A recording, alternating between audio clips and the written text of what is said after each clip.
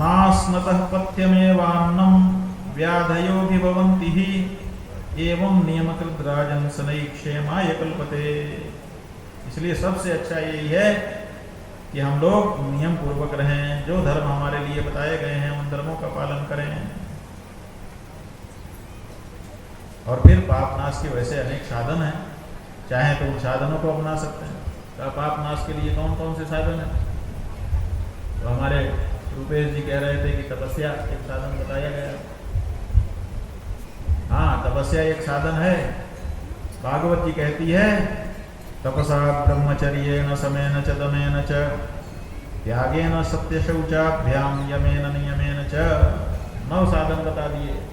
पाप का नाश करने के लिए 9 साधन हैं आपके पास। इनमें से चाहे तो 9 का प्रयोग कर दीजिए और चाहे किसी एक का भी प्रयोग करिए तो पाप नष्ट हो जाएंगे। उनमें से सबसे पहला है तपस्या। तपस्या का मतलब क्या है? तपस्या का मतलब है दुख सहना जानबूझ करके। देखिए, दुख जो है वो दुख कब होता है? जब वो हमारे न चाहने पर हमको मिल जाए। हम नहीं चाहते कि ठंड लगे फिर भी ठंड लग रही है, हम नहीं चाहते कि गर्मी लगे फिर भी गर्मी लग रही है। तो ये जो परिस्थिति है ये हमको दुखी बनाएगी। लेकिन हम चाहते हैं कि हमको ठंड लगे।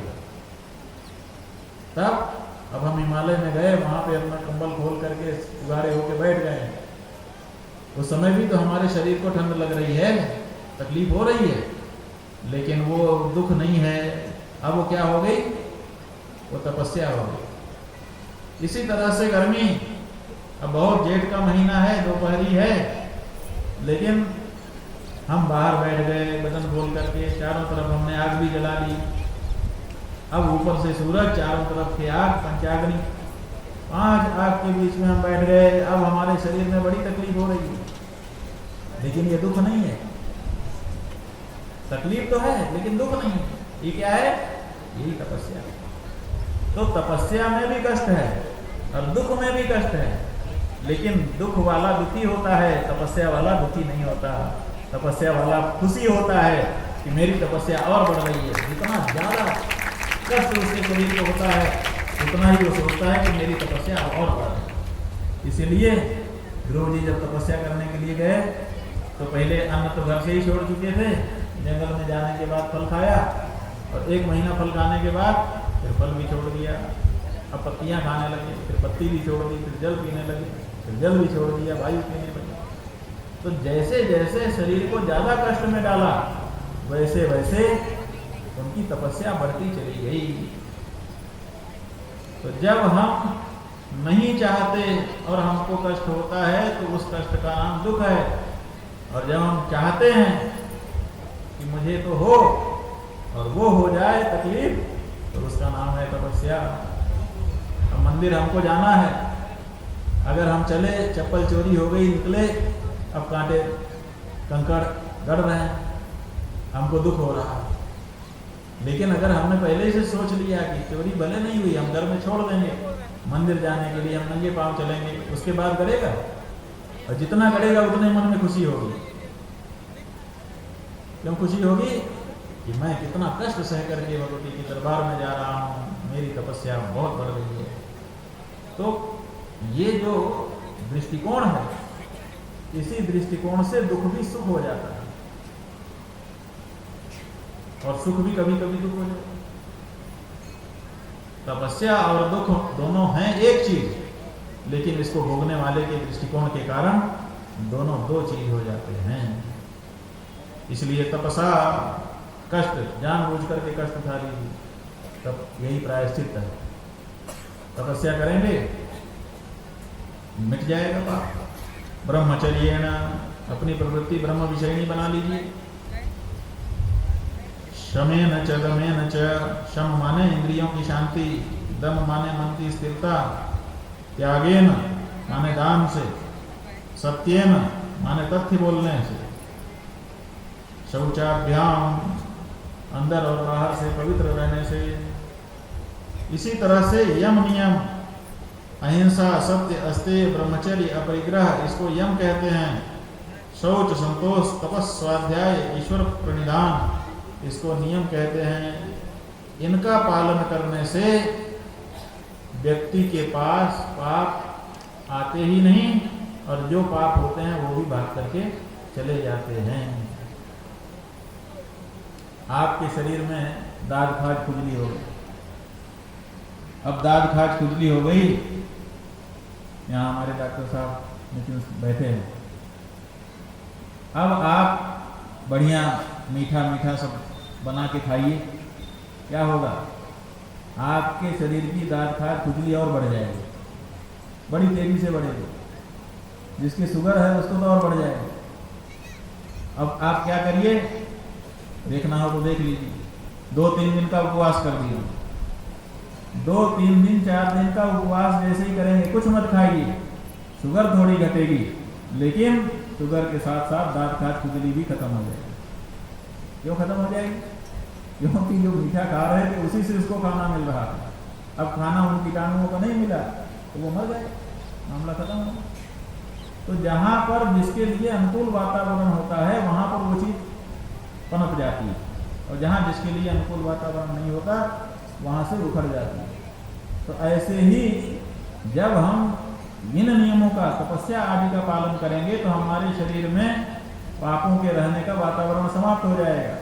जब पापों के रहने का वातावरण समाप्त होगा तो पाप हमको छोड़ के भागेंगे कि चलो भैया कहीं और जहाँ अच्छा वातावरण हम वहाँ रहें। तो इसलिए पापों का नाश इस तरह का जीवन बिना लेने से हो जाता है। परीक्षित जी ने कहा, महाराज उपाय तो अच्छे आपने बताए, लेकिन सब कठिन कठिन है, कोई सरल उपाय बताइए। आयुर्वेद पीछे हो जा रहा है, एलोपैथी आगे हो जा रही है। क्यों? आयुर्वेद वाले पथ्य भी बताते हैं कि ये दवाई खाओ और ये मत खाना, ये मत सोना, ये मत करना। और एलोपैथ वाले कहते हैं भाई इसमें हम कुछ नहीं कहेंगे, क्या खाएं क्या पिए, आप ये दवाई खाइए।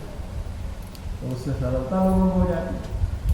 तो ये जो तपस्या वाला मार्ग है, यम नियम वाला मार्ग है, शम दम वाला मार्ग है, इसमें कुछ प्रयास करना पड़ता है। और आदमी तो आलसी है, प्रयास नहीं करना चाहता। वो चाहता है कि मैं मांस के लोथड़े की तरह पड़ा रहूं, हाथ पैर भी हिलाना न पड़े। पहले घर के अंदर कितना प्रयास करके तब उजाला किया जाता था।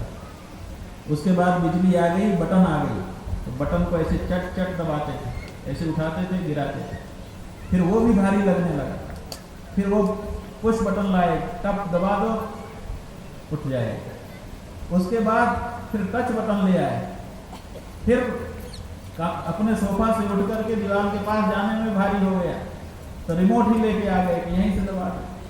अब मोबाइल में रिमोट कर लिया कि जहां रहे वहीं से, रिमोट के पास भी ना जाना पड़े। और अब कह रहे हैं कि आंखों के झपकारे से हम नियंत्रण कर लेंगे, वो टेक्निक खोजी जा रही है। माने हम आलसी से आलसी होते चले जा रहे हैं। परिणाम क्या होगा? आने वाले दिनों में इन शोधों का परिणाम क्या होगा?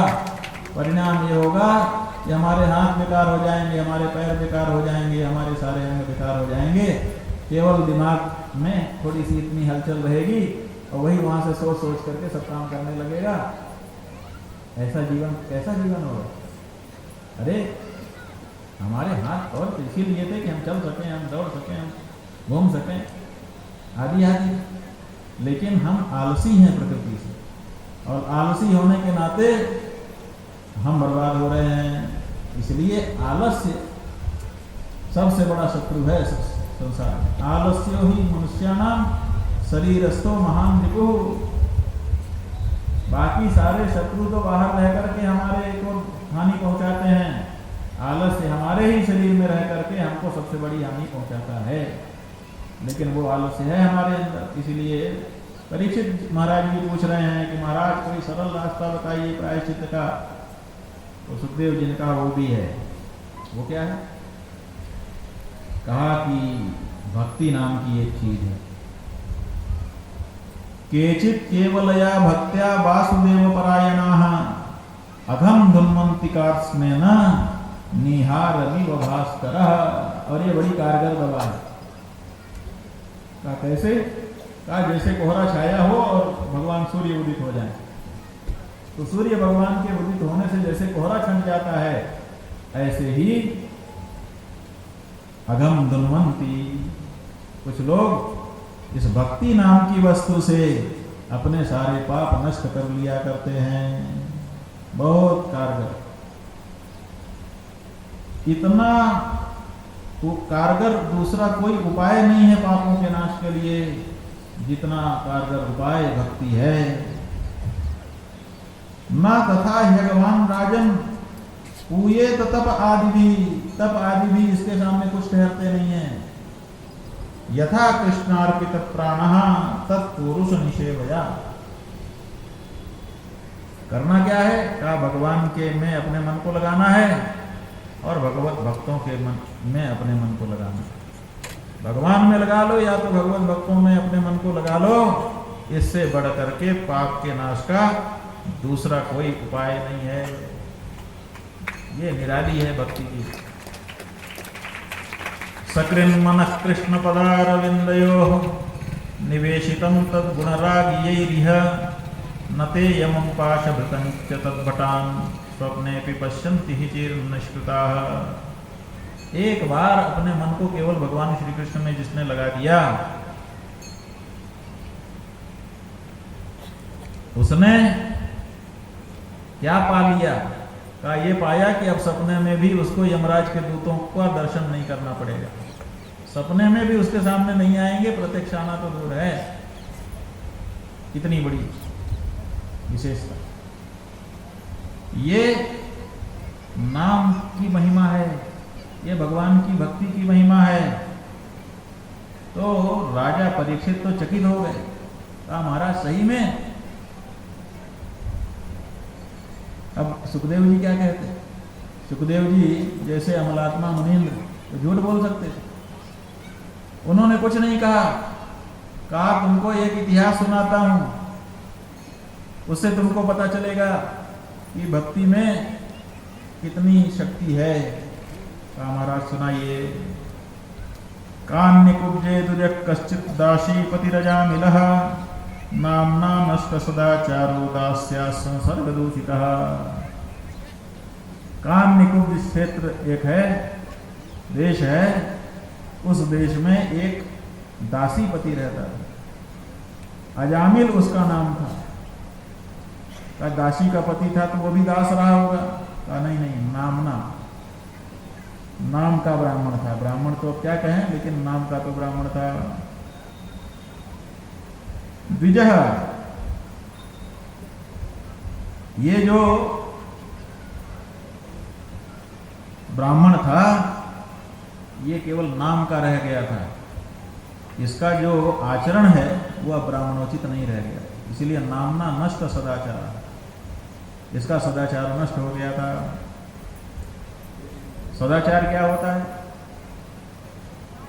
कहा कि दो परिभाषाएं हैं, एक तो शब्द के अनुसार और एक पारिभाषिक। शब्द के अनुसार क्या परिभाषा है? कहा कि जो सज्जनों का आचरण है उसी का नाम है सदाचार। सत माने साधु पुरुष सज्जन, उनका जो आचरण आचार उसी का नाम सदाचार।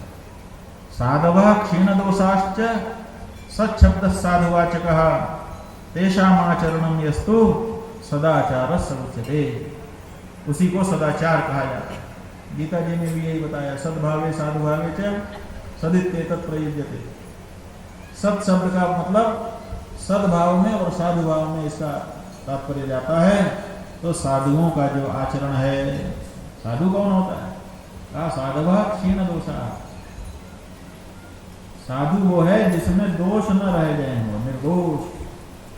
निर्दोष व्यक्ति ही साधु शब्द से कहा जाता है। सदोष व्यक्ति साधु नहीं, वो असाधु है। जैसे व्याकरण शास्त्र में साधु शब्द कौन है? साधु शब्द वो है जो असाधु न हो। असाधु कौन है? कहा जिसमें प्रकृति प्रत्यय का विचार सही नहीं किया गया, वो असाधु है। गावी गोणी गोता ये सब असाधु शब्द में माने जाएंगे। और साधु शब्द कौन है? जो निर्दुष्ट हो, जो व्याकरण के नियमों के अनुसार हो। तो साधवः क्षीण दोषा, जिनका दोष कुछ नहीं होता, जो निर्दोष होते हैं उन्हीं को साधु कहा जाता है। उन साधुओं का जो आचरण है उसी का नाम सदाचार है। और पारिभाषिकता क्या है? पारिभाषिकता ये है, बताया है कि सरस्वती दृषद्वत्यो देव नद्यो यदंतरम तम देव निर्मितम देशम ब्रह्मावर्तम प्रचक्षते। सरस्वती और दृषद्वती ये दो नदियां हैं, वेद काल की नदियां। इन दोनों नदियों के बीच का जो क्षेत्र है उसको ब्रह्मावर्त क्षेत्र कहा जाता है, देश है। उस ब्रह्मावर्त देश में तस्मिन् देशे या आचारः पारंपरिक क्रमागतः वर्णानाम सांतरालानाम स सदाचार दृश्यते। उस ब्रह्मावर्त में रहने वाले जो ब्राह्मण क्षत्रिय वैश्य शूद्र हैं उनका जो परंपरागत आचार है, आचरण है, उसी का नाम सदाचार है। यह मनु महाराज की परिभाषा है। इसलिए जब मनु महाराज धर्म का लक्षण बताते हैं तो क्या कहते हैं?